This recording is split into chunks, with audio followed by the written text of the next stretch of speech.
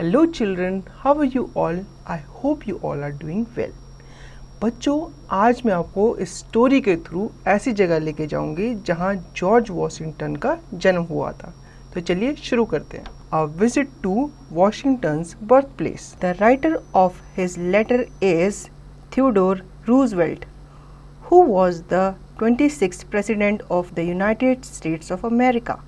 In this letter of his son, Kermit, he describes a visit to the birthplace of George Washington, the first president of the USA. We also get a glimpse of the family life of a president as Roosevelt describes the activity of the rest of the family, his wife, whom he referred to as mother in this letter, and two of Kermit's brother Archie and Quentin, as well as their sister Ethel. बच्चों, यहाँ पे एक father है, वो अपने बेटे को story लिख रहा है। फादर कौन है? थियोडोर रूजवेल्ट, जो अमेरिका के 26 प्रेसिडेंट थे। वो कहाँ विजिट करते हैं? जो जॉर्ज वॉशिंगटन थे, अमेरिका के फर्स्ट प्रेसिडेंट, उनके घर वो विजिट करते हैं। और जो विजिट करते हैं, जो वहाँ देखते हैं, वो एक लेटर में डिस्क्राइब करते हैं अपने बेटे को। Washington's birthplace is 72 miles south of Washington, D.C. One can reach there via the Potomac River Bridge. George Washington का जो बर्थ प्लेस था वो 72 माइल्स अवे था। कहाँ से? वॉशिंगटन से। वहाँ आप रिवर ब्रिज के थ्रू पहुँच सकते हैं। Dear Kermit, on Saturday afternoon mother and I started off on the skiff. Mother having made up her mind, I need 36-hour rest and we have a delightful time together, and she was just as cunning as she could be. अब जो father है वो letter शुरू करता है। वो सबसे पहले बोलता है डियर कर्मिट, जो बेटे का नाम है। वो कहता है कि हम सैटरडे आफ्टरनून को हमने अपनी जर्नी शुरू की, हमने बोट में ट्रैवल किया, और उसकी जो मदर है उसने कहा कि मुझे अब सोना है, मुझे रेस्ट चाहिए, तो मुझे 36 आवर रेस्ट चाहिए, कोई मुझे डिस्टर्ब नहीं करेगा।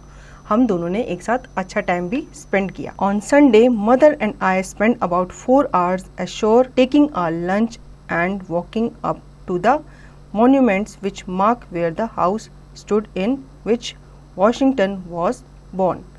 अब संडे को वो लोग पहुँचे और उसकी मदर जो थी उन्होंने वहाँ पे जाकर दोनों ने लंच किया, और वो कहाँ पहुँच गए? वॉशिंगटन पहुँच गए।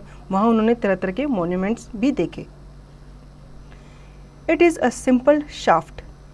Every Vestige of the house is destroyed, but a curious and rather pathetic thing is that although it must be 100 years since the place was deserted, there are still multitudes of flowers which must have come from those in the old garden.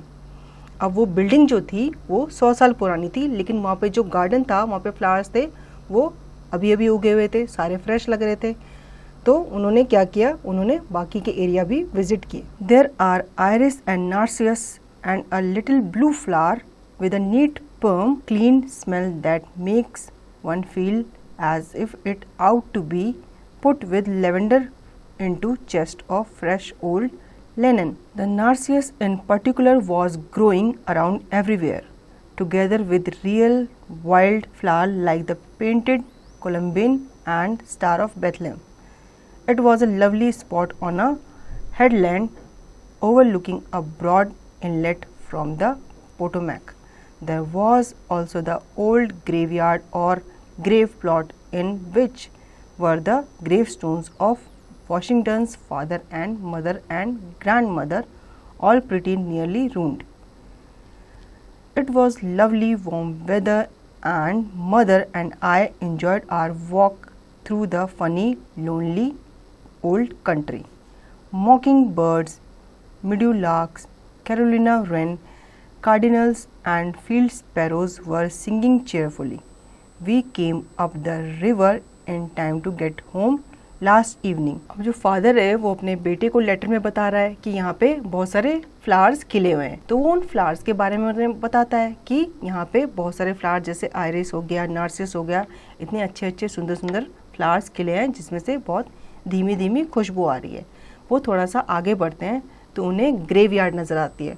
तो उन्हें पता चलता है कि ये graveyard किसकी है, Washington की है, उनके फादर की है, मदर की है और उनकी ग्रैंड मदर की है, जो धीरे धीरे अब ख़राब होने लगी थी। इस तरह वो वहाँ पे वेदर को एंजॉय कर रहे होते हैं और जो चिड़िया होती है उनके चहचहाट को एंजॉय कर रहे होते हैं और धीरे धीरे रिवर के पास आ जाते हैं क्योंकि अब उनके घर जाने का टाइम हो जाता है। This morning mother and I walked around the White House ground as usual. I think I get more fond of flowers every year.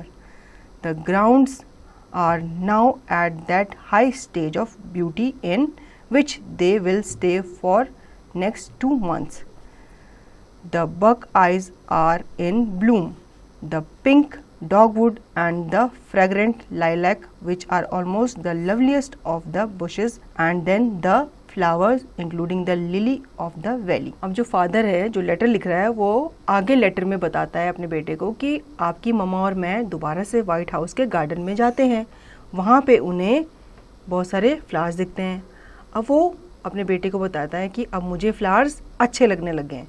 फिर वो थोड़ा आगे जाते हैं तो उन्हें बहुत सारे वहाँ पे हिरन दिखते हैं और वहाँ पे एक वैली है जहाँ पे बहुत सारे लिली खिले हुए हैं। I am dictating in the office, Archie is out by the sandbox playing with the horse. The playing consists in brandishing it around his head and trying to escape the falling water.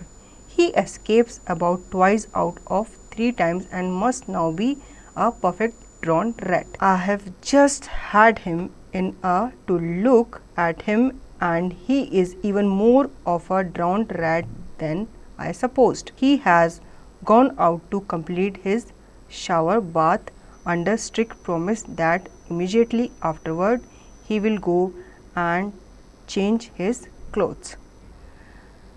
अब जो father है वो office में अपने office में काम कर रहा है और वो अपने ऑफिस की विंडो से देख रहा है कि आर्ची जो है वो खेल रहा है बाहर, किससे, सैंडबॉक्स से और नली से। अब वो क्या करता है, वो भागता है और पानी से कई बार बचता है।